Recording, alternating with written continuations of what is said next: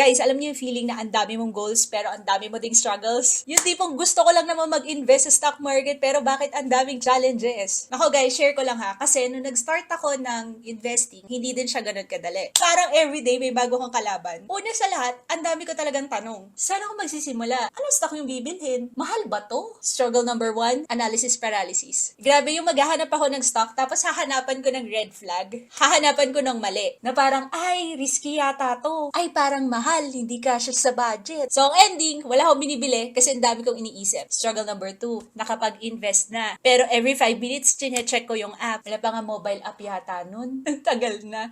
Umakyat na ba? Bakit bumababa? May mga times na gusto ko nilang ibenta kasi kinakabahan talaga ako. Pero kasi sabi nila, patience is the key. And the last is information overload. Nung bago pa lang ako nag-aaral about the stock market, dahil nga sobrang gusto ko siyang matutunan, ang dami kong binasa ng articles, blog, books, videos. Pero honestly, nalito lang ako lalo. Nirealize ko na minsan mas okay naman pala na to start small, tapos you get to learn along the way. Kaya ngayon, I'm still learning. Kaya kung pinapanood mo pa rin to hanggang ngayon at nagsisimula ka pa lang, don't worry, lahat tayo may struggles. Take it one step at a time. Hindi siya kailangan maging perfect at hindi nga din yata siya magiging perfect. Tuloy-tuloy lang. At kung nakarelate ka and you want more stock investing tips for beginners, just follow this page for more.